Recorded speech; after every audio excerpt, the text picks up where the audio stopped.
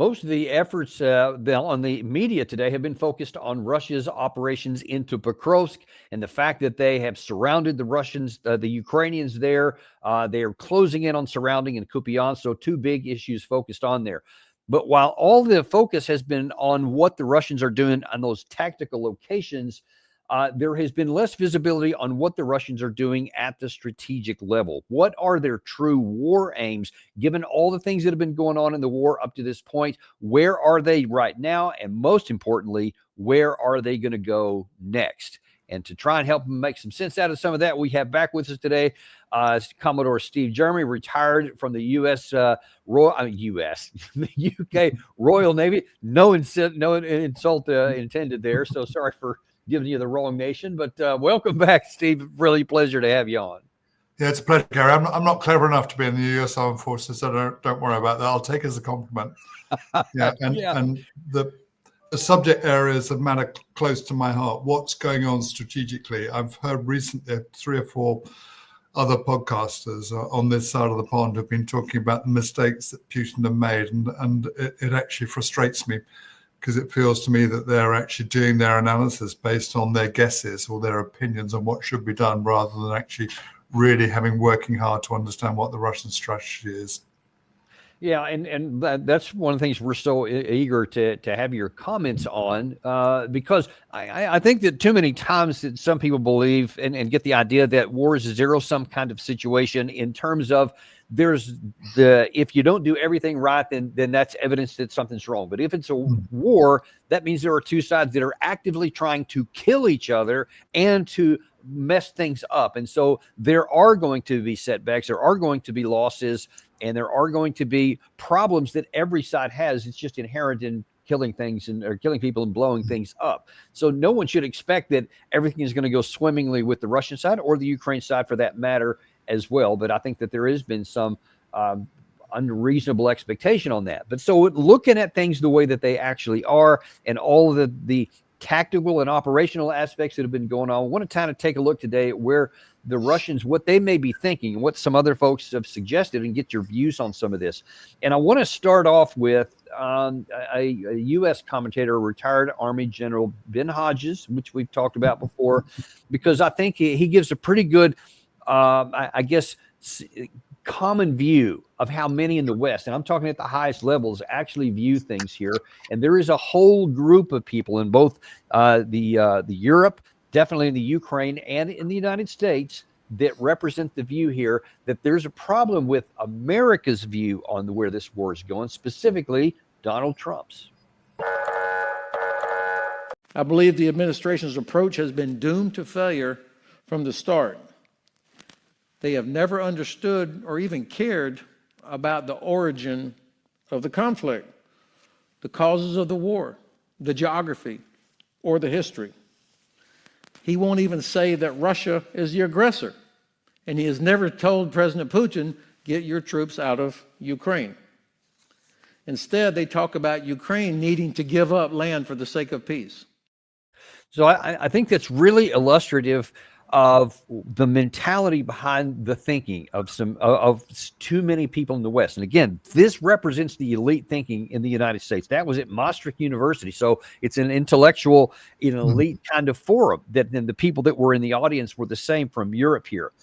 And his claim is that the United States doesn't understand the situation. It's the United States that doesn't understand the history of the war, and it doesn't even call Russia the aggressor. Now, there is certainly plenty of room to say that Russia did invade on the 24th of February in 2022. That much is true, but history didn't start on that day, and I think that that's one of the big problems. So really, even before we get into what is the grand strategy on the two sides here, what is your view on the, I'll say, skewed understanding on this view of the Western side? I mean, ironically, what General Hodges just said, he sort of, when he started off by sort of trying to suggest that the Trump administration didn't understand the origins of the war, is actually, I would say that he absolutely doesn't understand the origin of the war himself. It's classic, I'm afraid, of people who actually aren't prepared to do the detailed and deep historical analysis. Yeah, we know that going back to 1993 and there and beyond, that's where you can trace the origins back to. And I'm surprised that somebody like General Hodges, who surely ought to be looking at some of the Russian statements, the Russian statements that have been made, after the assurances that were given by Bush, not at the end of the Cold War, and then by Clinton and others as we ran through towards where we are. Those assurances were given, and then the West drew back from them. So it's rather sad. What I think it is also is, Danny, is it's an example of what I call cult thinking in the elites in the West, because this is not an unusual view. It's actually, sadly, quite prevalent over here in Europe, I would say. Many of the political leaders, in fact, I would say most of the political leaders, and quite a few of the military leaders as well, former military leaders, take the view that Russia's the aggressor. Nobody has bothered to look at the history of the conflict. Nobody has bothered to look at what happened at the end of the Cold War. Nobody's bothered to look at the warnings that were given by the Russians. And what's curious as well is nobody has bothered to actually take seriously the warnings of some of the greatest strategic thinkers in the West. I would start with George Kennan, who said that this would be the greatest foreign policy era of the post-Cold War period, running all the way through to John Mearsheimer. And what John Mearsheimer has is something which all of these elites are amazingly they're amazingly disaffected by. That he is prescient. None of them are. None of them have been able to forecast the wars, whereas John has been almost on the money throughout, as indeed have we all on this, us independent analysts have been prescient as well. And I'm afraid that in cult thinking, you get to the stage where people they start to believe their own narrative, and after that, they actually rationalize everything that they hear, facts and evidence, through the lens of the cult. And they try to either rationalize away the evidence that suggests otherwise, or alternatively, they just ignore it. And I'm afraid that Ben Hodges is doing just that. So it's disappointing. But another one, Danny, for that generals and senior politicians platoon of ours. I mean, I think Ben Hodges is right up there in getting into that platoon. I'd like to see those guys storm Picrosk. That might be a good first destination, probably the last destination as well. Let me ask you though, how much of a problem is it when the elite thinkers are approaching this in a way that's, I mean, you can say it's disconnected from how the other side views it. And the question, I guess, is a better way to put it is, how dangerous or difficult does it make your problem to try and win a war, or for your side to win a war, when your approach to it is almost like a 45-degree angle, just completely different than what the other side is viewing it? Or is that a big issue? And to be specific here, the Russian view of this and the Western view of this are pretty different, I would say. Mm-hmm.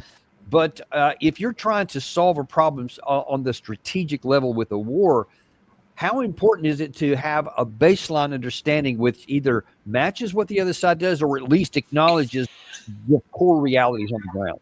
Yeah, it's absolutely critical. I, as you know, I read a book which is out of print, so I'm not advertising it, although I'm hoping to get a second edition done. But I called it Strategy for Action, Using Force Wisely in the 21st Century. And I was doing it because at the time of writing, which was from 2005 through my time in Kabul through 2010, I sort of arrived at the conclusion that the West had forgotten how to think strategically. And it was an intuitive conclusion. But the more that I wrote and the more that I researched, I realized that I was absolutely on the money. We were, I and a general called Rob Fry were actually taken in front of the British Public Administration Committee, I recall. I think we met 2009, 2010. And in this, I said just that, that we've lost the capacity to think and act strategically. But that thinking and acting strategically has got to start with really good strategic analysis. And the analysis is, if you look back through history, it's there. It's in recent writings. It's in the Weinberger Doctrine. It's in those things which say, let's do an estimate and work out what our objectives are. I mean, what we've seen in the West is a set of objectives which probably started out, if you take if you take the RAND study of extending Russia in 2019, with this is a way of extending Russia and eventually leading to its collapse. And we've sort of been walking back for our objectives, some of them explicit, some of them implicit, for the last sort of 7 or 8 years. And we're walking back from them because we've never been clear on them in the first place. So objectives is the first issue. Or sorry, even going further back than that, the first issue when thinking about strategy is what's the context? Yeah, how do the Russians feel about this? How do we feel about this? How do all the different people feel about it? Then with strategy, it's about ways, means, and ends. Yeah, what are our objectives? That's what the ends are. And what are the ways? So what are the means? So what resources are we prepared to allocate to this particular conflict? And what are the ways? So what strategy should we adopt? You know, I still don't have a really clear understanding of what, when we started out, the West's objectives were, and I think that's because we didn't know. And when it came to resources, there was a clear imbalance between the resources that we would need to defeat Russia, if that's what our objectives were, and I still don't know if they were, and the ways in which we might do it. So I doubt that any of that analysis was ever done, because if it had been done in the first place, and if it had been done prior to the war, then we wouldn't have engaged it in the first place, because we would have said to ourselves, just a second, if we're going to try and do this, we're probably going to lose, and it's going to be politically damaging for us, and we'll lose a lot of lives, Ukrainian and potentially Western as well. So I doubt the analysis was ever done.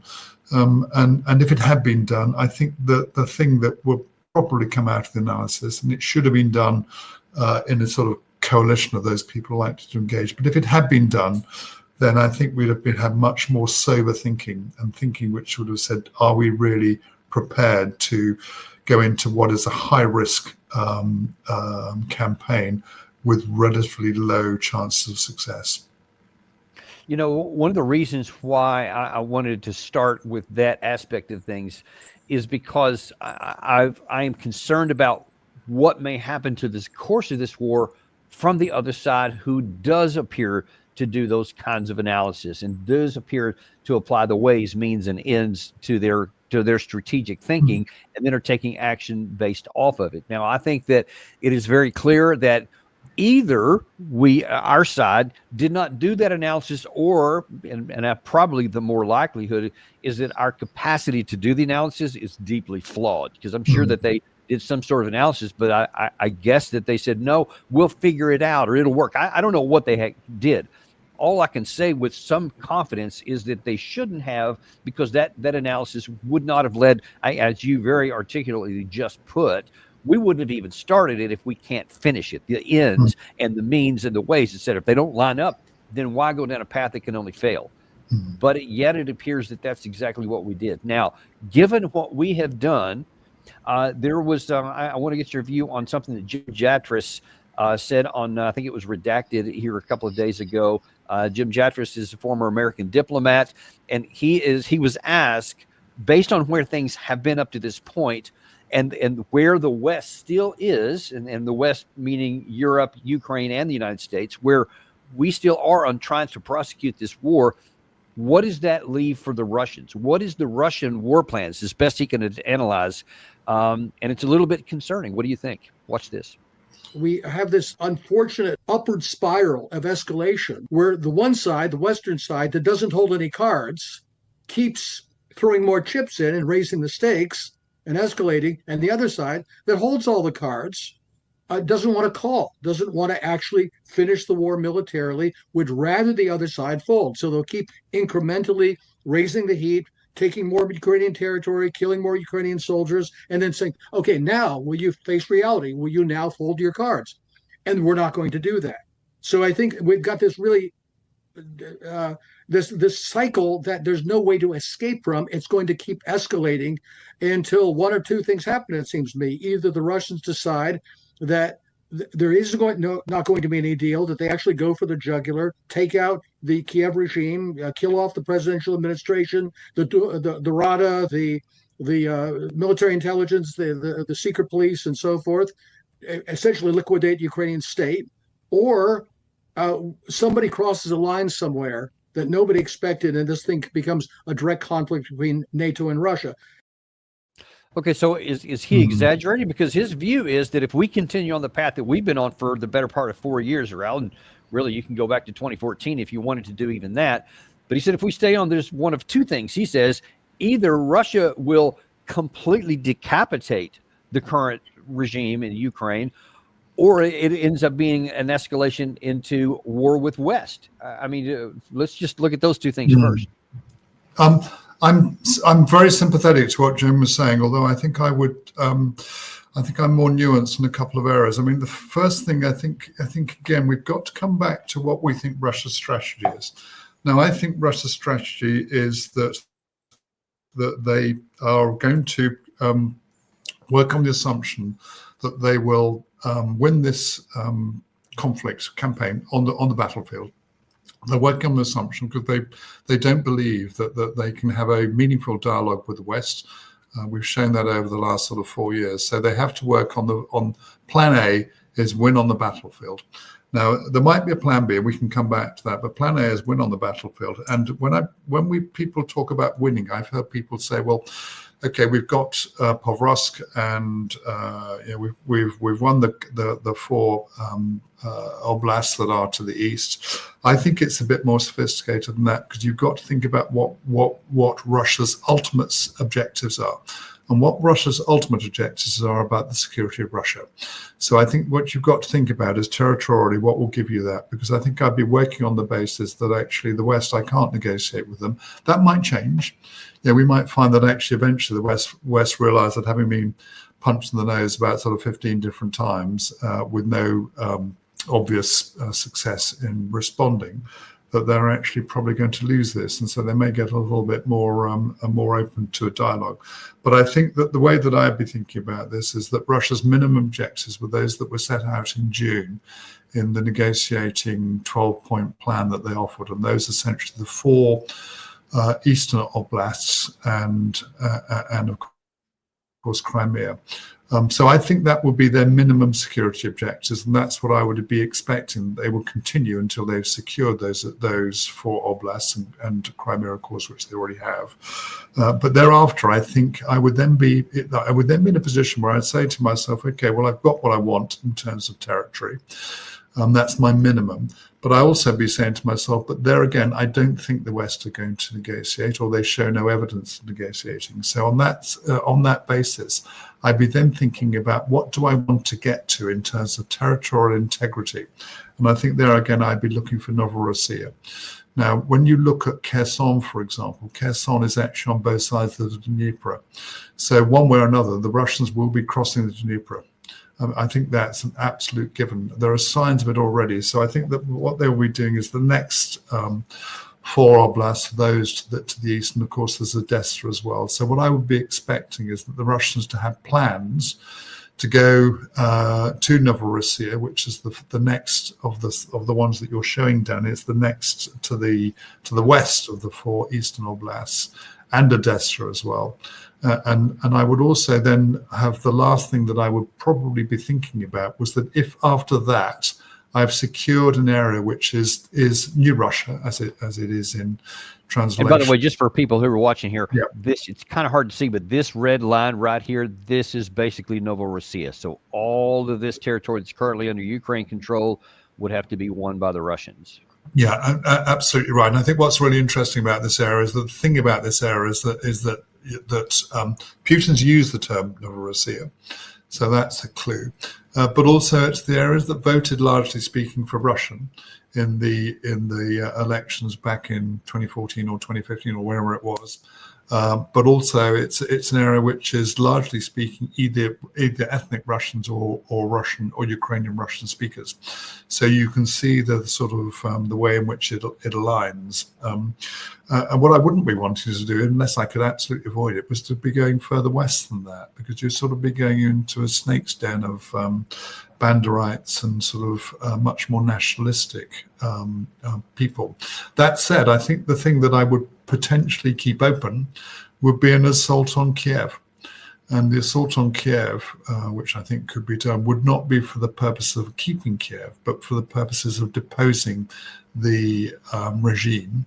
This is a political assault as opposed to a military assault, but for the purpose of deposing the Kiev regime, and then pulling back and seeing what happens thereafter.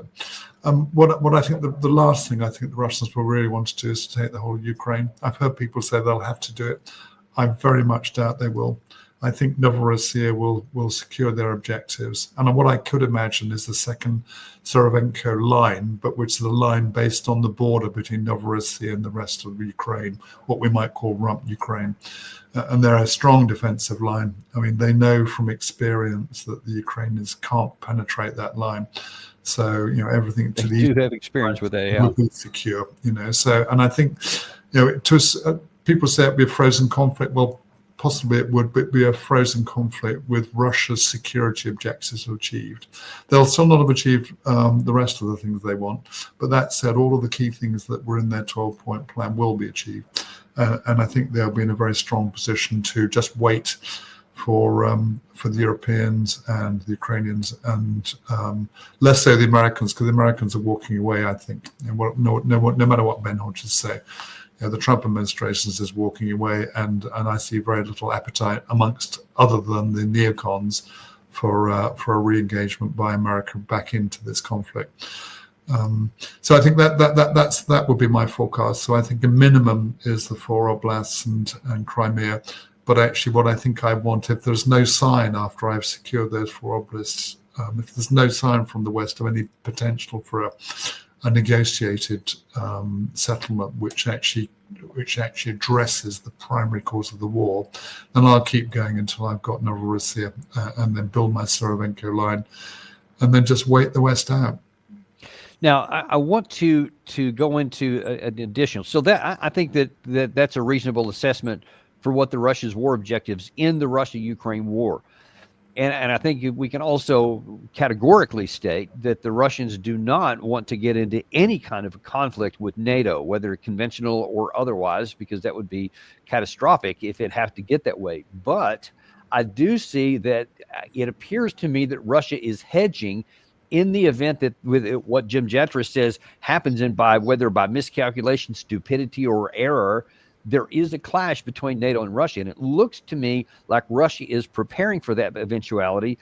They have changed the way they're doing their recruitment of their, what do you call it? Not the mobilized, but the guys that they recruit every year that they bring into for the required service. They've changed the way they're doing that to now on a rotating basis.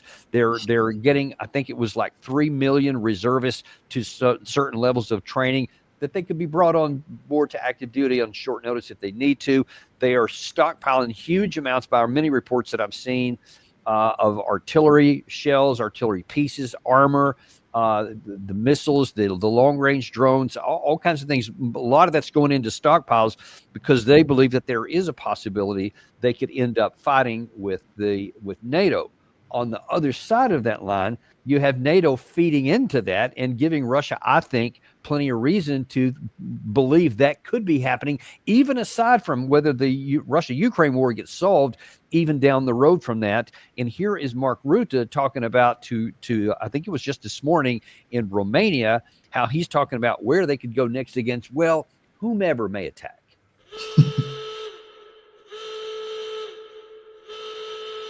If an attack would take place from whoever, be it the Russians or whoever would attack NATO or would attack Romania particularly, it is not only Eastern Sentry which will help you. It is not only the forward land forces which will help you, it is then the whole of NATO which will come to the rescue with its fleet of F-35s, its full naval capacity, and its full land forces capacity. This is how NATO works. Yeah, that's how NATO works on paper. But let me just ask your opinion. How ironclad is that? I know what it says on paper. I know what they say at all these summits, like the Washington summit last year and the one they just had here a few months back. But I mean, is Spain and Italy really going to come rushing to plunge themselves into a war with Russia over something that may happen in Romania or possibly Poland? I mean, how ironclad is that, do you think? It's about as ironclad as a wet paper bag. I mean, the fact is that there are two issues here. There's a military issue and a political issue. Let's take the military issue first. I wrote, and you and I talked about this about 6 or 7 months ago. I wrote an article called Responsible Statecraft, in which I explained that NATO couldn't win a war against Russia. I'm just trying to remember what I said, but essentially I said that there are a number of issues in there. Firstly, we haven't got the Americans, for example, would need to be on board. Politically, the Americans will never be on board because you won't want to put land forces in, but we would need American land forces here to win a war against Russia. We need to get those American land forces across the Atlantic. And we do not have the anti-submarine warfare or mine warfare capabilities to prevent the interception of those forces by Russian submarines and Russian mine warfare. When those forces arrive, the next thing that I would expect in a war is I would expect the Russians to be using hypersonic missiles and ballistic missiles to actually, conventional missiles, so not going to the nuclear threshold, but to attack key parts of our infrastructure.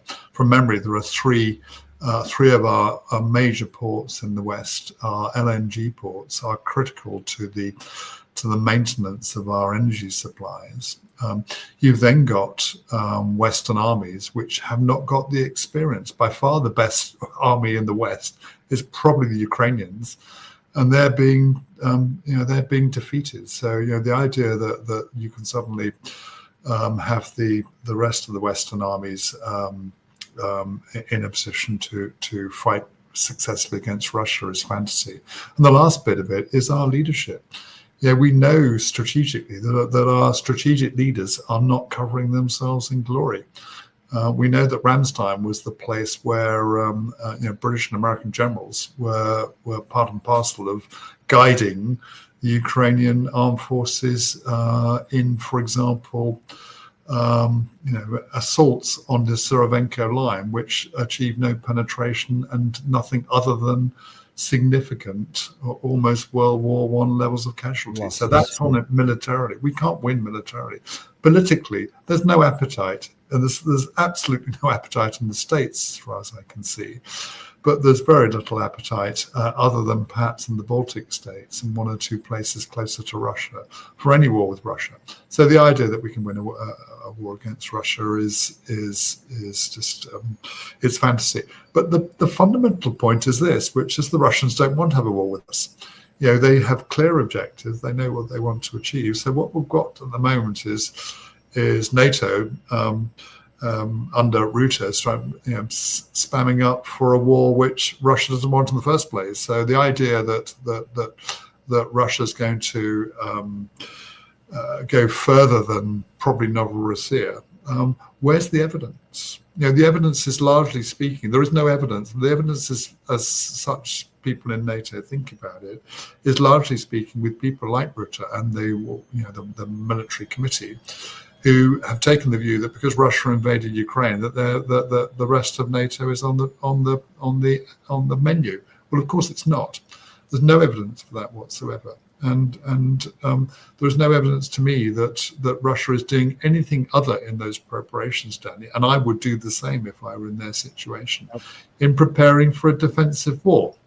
So they're preparing to defend themselves against a NATO offence, and I would be, as a Russian, I'd be worried about the nuclear escalation, but otherwise I'd be reasonably content that I can defend myself against NATO, because the NATO that I'd be defending myself against is weak in the Ukrainian army, who I've thoroughly defeated, and they don't have the capacity to win. So yeah, I don't want to do it. I don't want to spend resources in it, but it's the prudent thing to do. That's so ironic, Steve, because in an attempt to look tough and to deter Russia, you're actually making yourselves more vulnerable by revealing your weakness, not by showing strength. Because the only people who are sold on these statements by Rutte are some of the people either in the elite themselves in Europe, or maybe some of the people who, a lot of people don't have any reason not to believe their leaders Well, I mean, they do, but they still believe them anyway when they talk about how strong they are. And you talk about how it kind of briefs well all these things you're going to do, that there'll be fleets of F-35s and all this kind of stuff, but it doesn't really match up on the reality sheet. But where it does meet the reality sheet is that there's lots and lots of money being plowed into this. And at a separate meeting, that Mark Rutte also seemed to say, hey, we're not content to just get ready to fight Russia. We want to fight China and North Korea too. Because the threats we face are real and lasting. Russia's unprovoked war against Ukraine is the most obvious example of the threat. But the danger posed by Russia will not end when this war does. For the foreseeable future, Russia will remain a destabilizing force in Europe and the world. And Russia is not alone in its efforts to undermine the global rules. As you know, it is working with China, with North Korea, with Iran and others. They are increasing their defense industrial collaboration to unprecedented levels. They are preparing for long-term confrontation. We cannot be naive. We must be prepared. President Roosevelt famously said that powerful enemies must be outfought and outproduced. And that was in 1942. And the same can be said today. Yeah, they want to outspend them. See, now that's where you get into the reality. I think a lot of people in the elite are all too happy to fan up the risk there, but I bet they don't want to actually make good on it, but they sure do want to make good on getting the cash to come in. What do you make of that?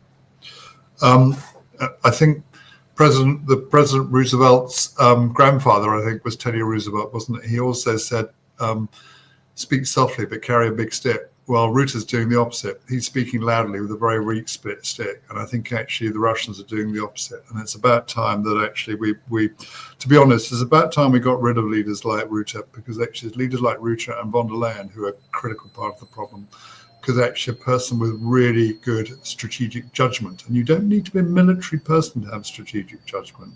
I mean, look at Lincoln.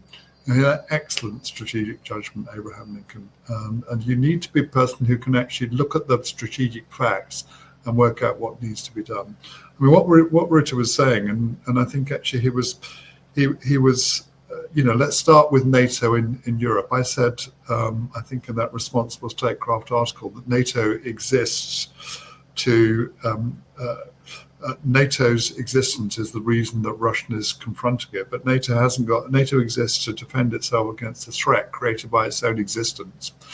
And unfortunately, NATO doesn't have the capacity to defeat the threat that its own existence creates. So the idea that actually, as well as being ready to defeat Russia, we can head across to China. I mean, how are we going to get there?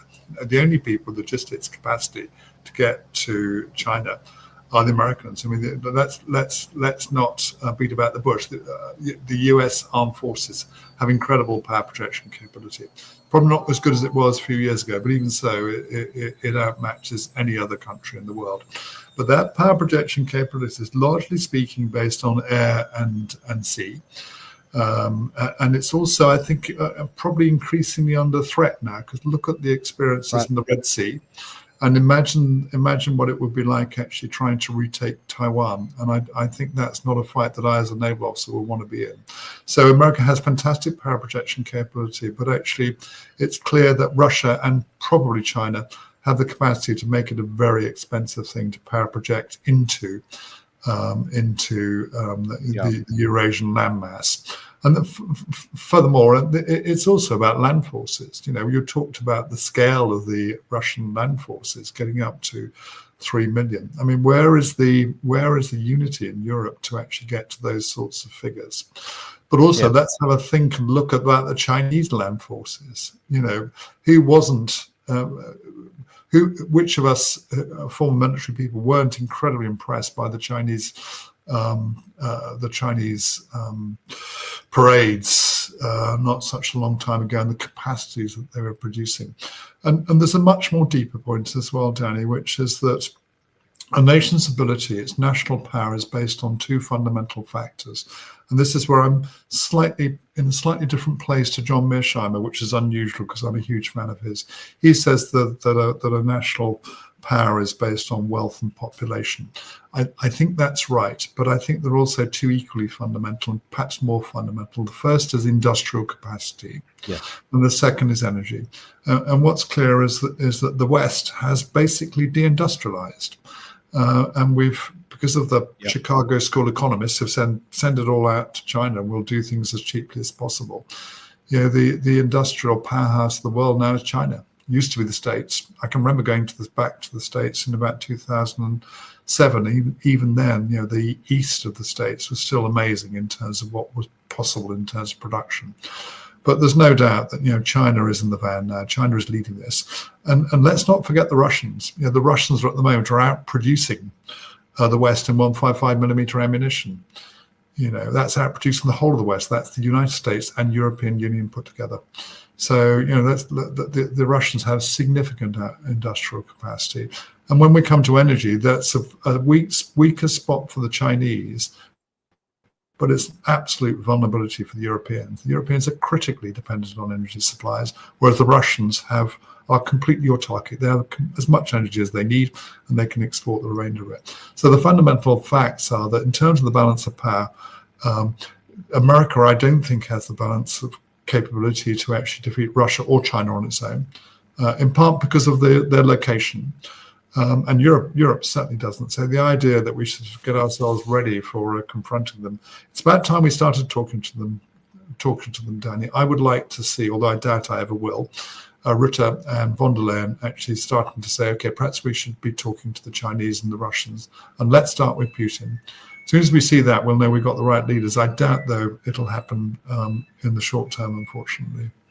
Now, I doubt that it'll happen in any term, especially with the Rutte, von der Leyen, and Kaja Kallas and et cetera. I mean, I think that they are just decisively locked in where they are, and the only way you can do is to have them replaced and put somebody else in there who can get the job done. Otherwise, I think they're going to drive this ship of state into some pretty significant rocks, and that's not going to be play out well for anybody.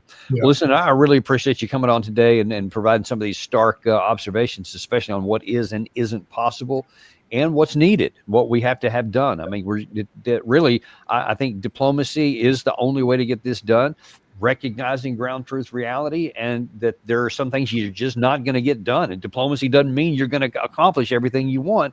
It just means you're going to accomplish what you really can. Going back to your comment, ends, ways, and means.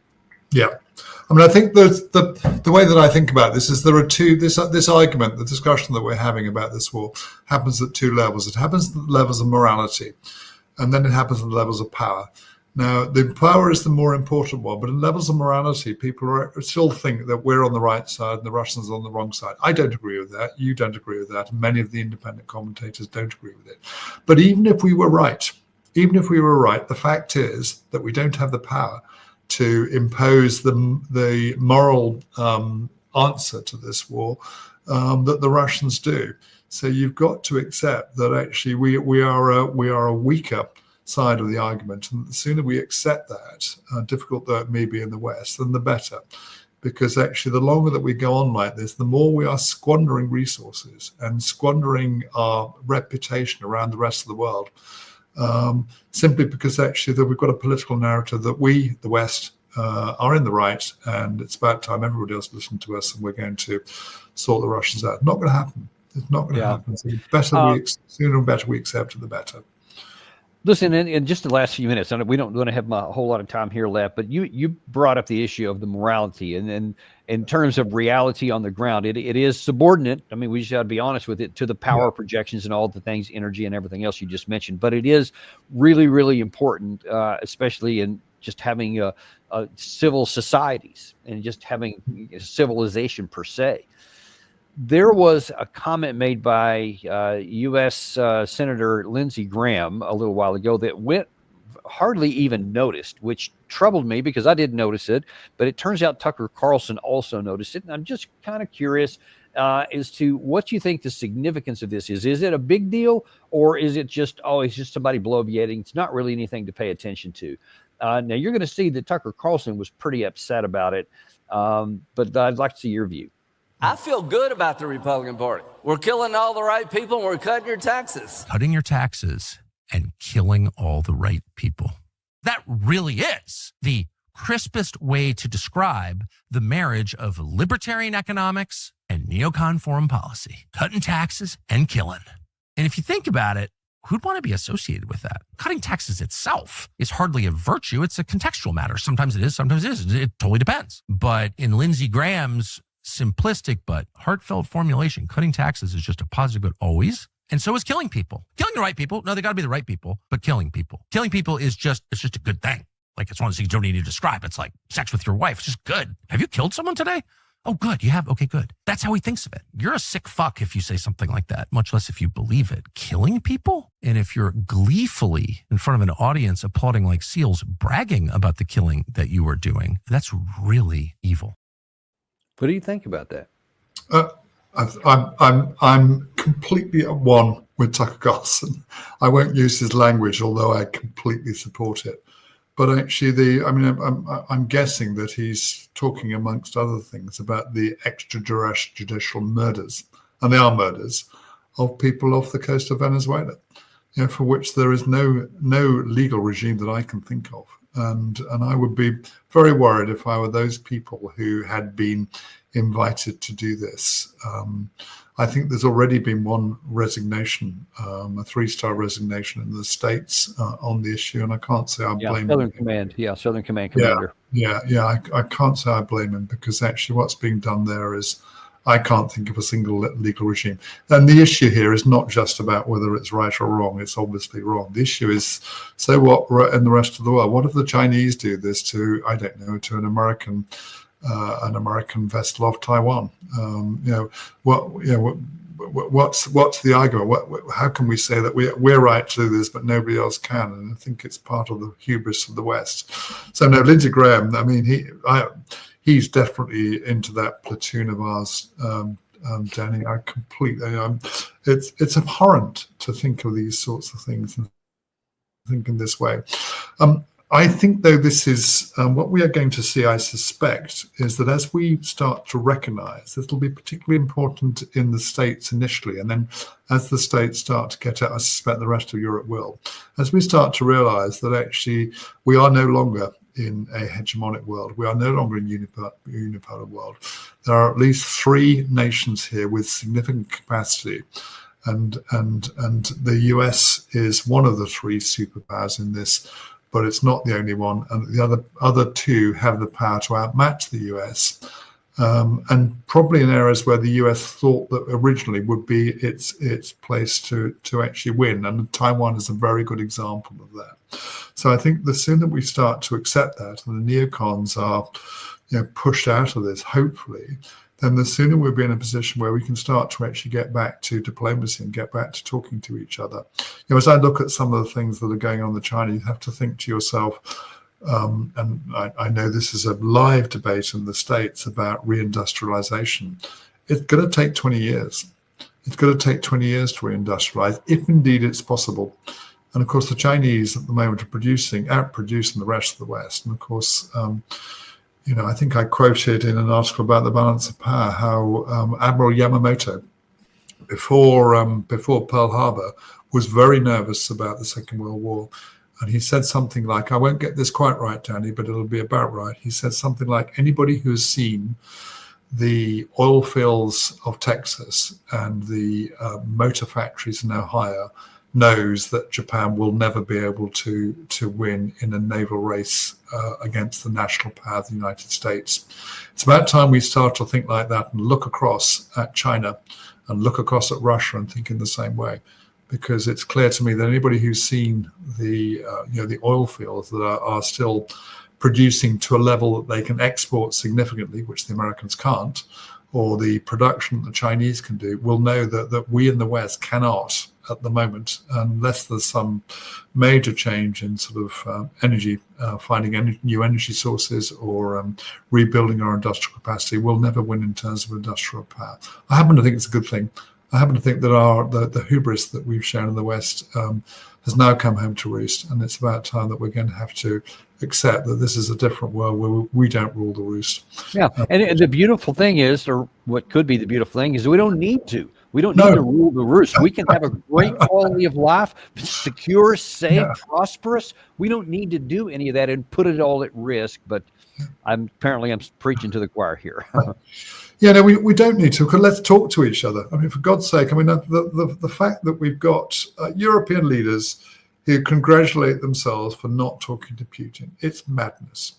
It's, you know, I've said this before, we talked to the IRA throughout the 38-year campaign in Ireland. You know, the West and the Allies had conversations, difficult conversations with the Axis at times during the Second World War, and certainly during the First World War as well. You know, it doesn't mean to say that talking isn't giving in. It's actually understanding the other person's position. And actually, it's building a relationship. I mean, I still admire Donald Trump for actually having the guts to talk to Putin. And although people sort of decry Donald Trump, I think you and I had a conversation, would have been a year ago, and I think you asked me the question, what does Putin want? And I think one of the things he wants in these conversations is a relationship. He wants to be able to talk to Donald Trump and to understand each other.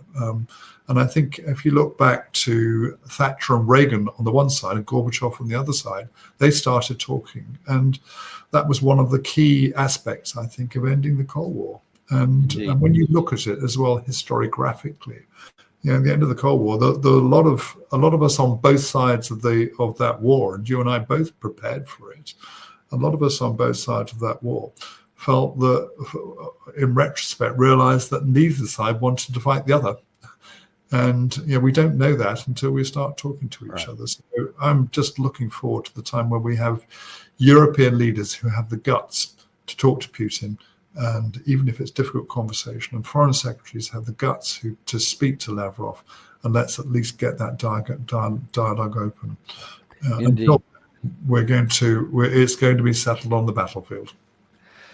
That's what I fear, but I have the same hope that you do, and I hope springs eternal. As long as we haven't gone down that bad path, there's still a shot, and we want to continue to push down that and advocate for it like you did here. Thank you so much for coming on today, Steve. Always a pleasure to have you on there, and look forward to having you back real soon. Yeah, pleasure's mine, Danny. Thank you. And we thank you guys too. Always appreciate you. Be sure and like and subscribe if you haven't done that before you leave, and I look forward to seeing you on the very next episode of the Daniel Davis Deep Dive.